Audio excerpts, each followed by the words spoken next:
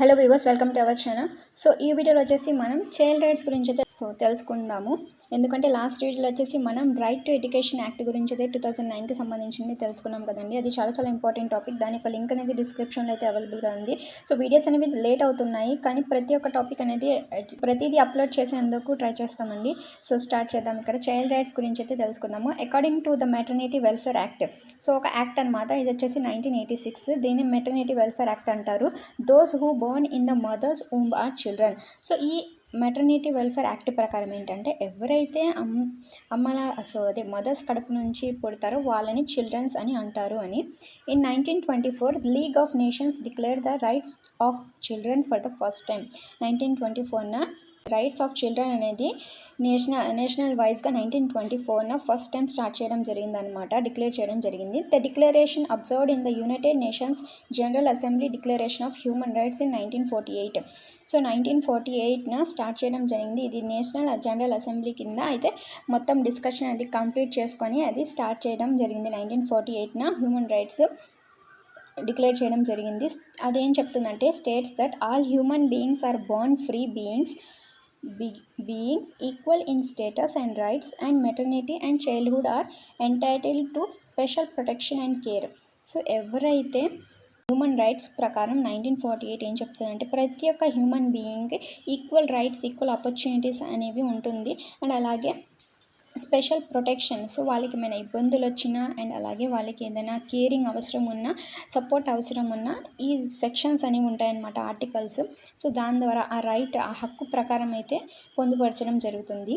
The Declaration of Rights of the Child was adopted by the United Nations General Assembly on November 20, 1959.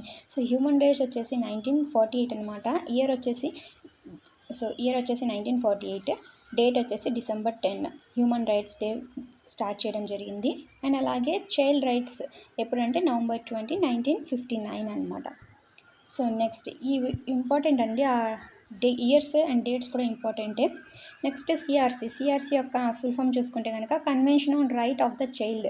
టోటల్గా వచ్చేసి 54 articles, and ఇది 3 పార్ట్స్గా divide చేయడం జరిగిందనమాట ఈ కన్వెన్షన్ని. సో నెక్స్ట్ చైల్డ్ రైట్స్ ప్రకారం చూసుకుంటే కనుక 41 articles are child rights. So child రైట్స్కి సంబంధించి 41 ఆర్టికల్స్ అండ్ 3 పార్ట్స్, 3 భాగాలుగా డివైడ్ చేయడం జరిగింది. పార్ట్ 1 వచ్చేసి ఆర్టికల్ 1 to 41 వరకు అనమాట. అండ్ పార్ట్ 2 వచ్చేసి ఈ ఆర్టికల్ 42 to 45. దేని ప్రకారం అంటే, ఇది convention on right of child ప్రకారం అయితే 54 ఆర్టికల్స్ కదా, దాని ప్రకారం చూసుకుందాం మేము. పార్ట్ 4 వచ్చేసి ఆర్టికల్ 46 నుంచి 54 వరకు అనమాట. సో దీనికి సంబంధించి చూసుకుంటే కనుక మనకి 3 పార్ట్స్ అండ్ 54 ఆర్టికల్స్ అనమాట సిఆర్సి ప్రకారం. సో దాని ప్రకారం ఫర్దర్గా చూద్దాము ఆర్టికల్స్ ఏమేమి ఉన్నాయి, దానికి సంబంధించి ఇంపార్టెంట్ ఏంటనేవి. Our country formulated a national policy for child care following the international document and announced it on August 1974. So 1974న ఒక డాక్యుమెంట్ అనేది రిలీజ్ చేయడం జరిగింది. సో ఇది దాంట్లో ఏముంటుందంటే, చైల్డ్ కేర్ గురించి అయితే ఉంటుందన్నమాట. దీనికి సంబంధించి మీరు ఇయర్ గుర్తుపెట్టుకోండి, August 1974 అనమాట. నెక్స్ట్ వచ్చేసి రైట్స్ చూసుకుంటే కనుక, right to survive. So article 24 అనమాట. రైట్ టు సర్వైవ్ గురించి ఆర్టికల్ 24న చెప్పబడింది. రైట్ టు ప్రొటెక్షన్ అనేవి ఆర్టికల్స్ 2, 19, 34 to 40 ఎక్సెప్ట్ 35. సో 32 నుంచి 40 వరకు, అండ్ 35 అనేది ఉండదన్నమాట. చూసుకుంటే కనుక ఆర్టికల్స్ 2, 19, 32, 33, 34, 36, 37, 38, 39, 40 వరకు అయితే రైట్ ఆఫ్ ప్రొటెక్షన్ గురించి అయితే డీటెయిల్గా చెప్పడం జరిగింది. And right to development articles చూసుకుంటే కనుక 28, 29, 31 అనమాట. రైట్ టు పార్టిసిపేషన్ అంటే, సో ప్రతి ఒక్క దాంట్లో పార్టిసిపేట్ చేసే హక్కు ఆర్టికల్స్ 13 నుంచి 17 వరకు అనమాట. 13, 14, 15, 16, 17 ఈ 5 ఆర్టికల్స్ అనేవి రైట్ టు పార్టిసిపేషన్ కింద వస్తుంది. సో దాని గురించి చూసుకుంటే కనుక మనం ఆర్టికల్స్, ఇంపార్టెంట్ ఆర్టికల్స్ ఏమేమి ఉన్నాయి, దానికి సంబంధించి ఏమేమి ఉన్నాయో చూద్దాము. So article 6, all children have right to live their life. So article 6 ప్రకారం చూసుకుంటే కనుక, ప్రతి ఒక్క పిల్లవానికి తమ స్వతహాగా జీవించే హక్కు అనమాట ఆర్టికల్ 6. ఆర్టికల్ 12 వచ్చేసి, children have the right to express themselves. వాళ్ళ యొక్క ఫీలింగ్స్ని ఎక్స్ప్రెస్ చేసుకునేది ఆర్టికల్ 12 ప్రకారం చెప్పబడుతుంది. వాళ్ళ ఇష్ట ప్రకారం వాళ్ళకి అదొక హక్కు అనమాట. అండ్ ఆర్టికల్ 15 వచ్చేసి, children have right to freedom. So right to freedom, వాళ్ళ స్వతహాగా స్వేచ్ఛగా తిరిగే హక్కు అనేది ఉంటుందని ఆర్టికల్ 15 చెప్పబడింది. ఆర్టికల్ 17లో చైల్డ్ లేబర్ అసెస్ అంటే ప్రొహిబిషన్ ఆఫ్ చైల్డ్ లేబర్ అనమాట. చైల్డ్ లేబర్ అంటే పిల్లల్ని కొంతమంది వర్క్ చేయించుకుంటారు కదా, సో దాన్ని తొలగించాలి అని ఆర్టికల్ 17 అనమాట. ఆర్టికల్ 23 వచ్చేసి rights of children with physical and mental disabilities. So ఫిజికల్గా అండ్ మెంటల్గా డిసబిలిటీస్ ఉంటాయి కదా కొంతమందికి, వాళ్ళకి సంబంధించిన హక్కులు అనమాట ఈ ఆర్టికల్ 23లో ఉంటుంది.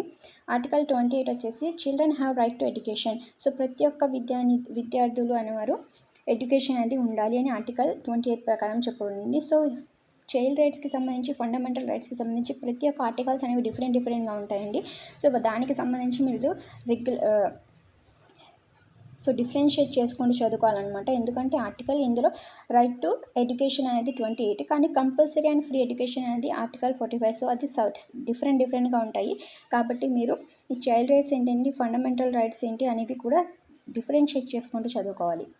సో నెక్స్ట్ వచ్చేసి article 42 the objectives of the convention on the rights of the child. So ఇప్పుడు ఆర్టికల్ 42 అంటే చూశారు కదా ఇక్కడ.